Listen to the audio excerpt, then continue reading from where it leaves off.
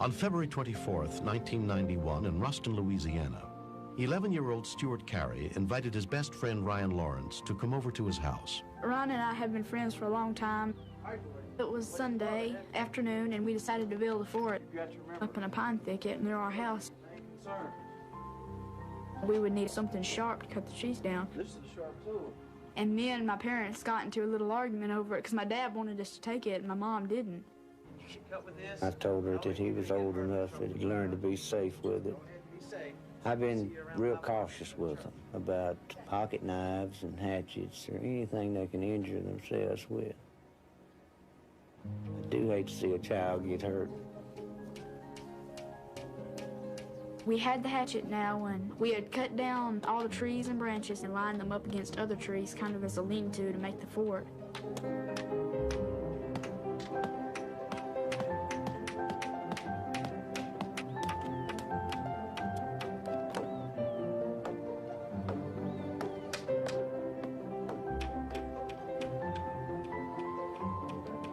Since we both had to be home by 5 o'clock, we decided we'd get on our way home.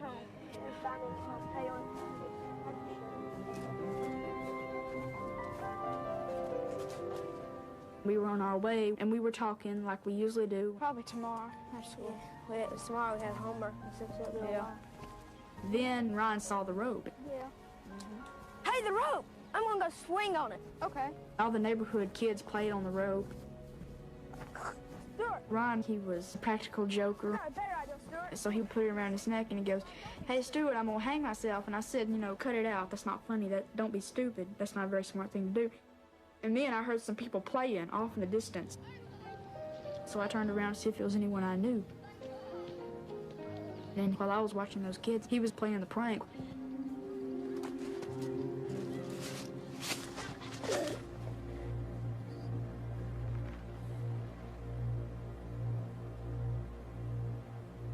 Ryan? I thought that all of his weight, you know, was on his knees and that he was perfectly supported and nothing was wrong. Then when I got closer to him, I saw that the joke was over and that he was really hanging. He was unconscious, and he had a blue ring around his lips. I thought his neck was broken. With Ryan's full weight on the rope, the noose was too tight for Stuart to remove it. I knew I had to do something fast, so I started sawing as hard and as fast as I could.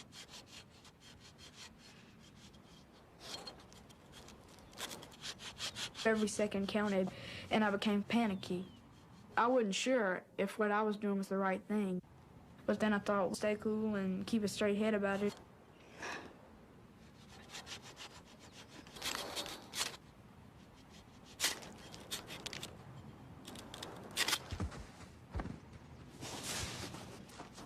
I checked to see if his heart was beating, and I thought he was breathing. He was still unconscious. I was scared, and that's when I ran for help. Stuart's parents were both at home. All he could say at first was that Ryan was hurt really bad. And I said, "How's he hurt?" And he said, "Really bad. Come quick, you got to help us." Ryan's been hurt. I was expecting to see a cut, a broken bone. I never thought that it was as serious as it was. And when I topped that slope and saw Ryan, his whole face was blue. And he was convulsing. I saw the rope burns, and they were horrible. It was apparent that he was having a really difficult time breathing. I just wanted to panic. So I just ran across the street to a neighbor's house, and fortunately they were home. Ruston police officer Stephen Beard was on patrol less than 2 miles away when word of the accident came over his radio.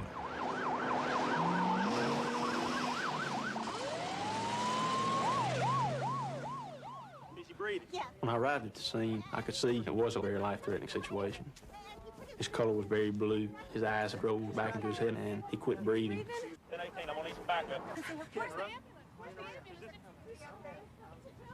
Ryan's mother, Vinay Jeter, rushed to the scene as soon as she heard what had happened. I was more of a hindrance to Ryan than a help. And Vicki pulled me down the hill at that point and held me physically.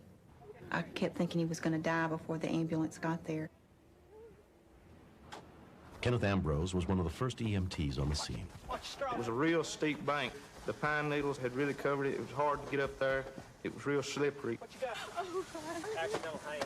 12-year-old. The moment I saw the boy, I recognized who he was. He went to church with my son, who is the same age as he is. Andy, get the stretcher. Y'all get the stretcher up here. It's too steep to get up the hill. We're going to have to bring him down. Brian, can you hear me? Because of the steep bank, we took the child down to the bottom of the hill where we put him on a stretcher. Let's go. The police officer was holding the airway open, and when he let go, he would quit breathing. Hold his airway open. Come on. I got it. Come on. There was some swelling. If the swelling persisted, if it did cut off his airway, there was nothing we could do to help him. Let's go. Let's go. Let's get him in. That was the most helpless feeling in the world. I felt at that point that Ryan was slipping away. En route, convulsions were real violent. Come on, Ryan. Take it easy. Ambrose managed to insert an S-tube to keep the boy's airway open. Major concern still was that nobody knew how long he had hung there, how long he had been without oxygen. Okay, let's go. When Ryan arrived at Lincoln General Hospital, he was immediately examined and given medication to try and control his seizures and reduce brain swelling. Try and relax. Bad swelling around his neck there. Okay, here we go. That hour was the longest hour I have ever waited. The first doctor that came out told me that due to a lack of oxygen, they didn't realize how much brain damage that he would have. My little boy may never be the same again. But even if he's not, I'll love him even more. Still in a coma, Ryan was flown 70 miles to a hospital in Shreveport that had a special children's intensive care unit. They told me that the only thing we could do was wait it out. If in the morning Ryan doesn't respond to you, that it's very serious. At 7:30 that morning, he still had not responded.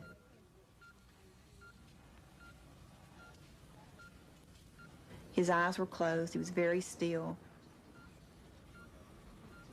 And I got real close to him and I said, "Ryan, it's Mama. Do you know who I am?" And he opened his eyes real bright and he says, "Vinay, like, why would you ask me a question like that? Of course I know who you are." My Ryan, my perfect little boy. He was going to pull through.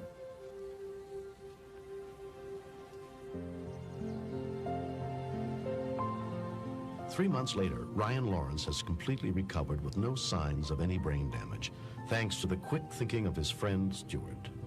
Stuart and I are closer now since this has happened. We play a lot more and we spend more time with each other, and I hope to be his friend for the rest of his life. I'll always be there if he ever needed me. I feel like I could do anything right now. I really don't want people to think I've hung myself on purpose, because I didn't. That's a lot, isn't it? What about out? Other kids can learn from this that not to put a rope around your neck, because you could slip and fall and anything could happen. All right, we got it. Let's go. The happiest moment was when we walked into ICU at Shumpert and saw Ryan sitting up. It hollered, "Hey, Miss Vicki." Because after seeing him up at the playing field, I didn't know if I'd ever see that again. I'm very proud of Stuart. Stuart kept a cool head, and had he not thought as wisely as he did, Ryan would not have made it. Southern hospitality. I thank him and I love him from the bottom of my heart. And no matter where Stuart goes in his life, no matter how old he is, I think he and Ryan will remain the best of buddies. Yep. And I think that our families through this will have a bond that will never be broken.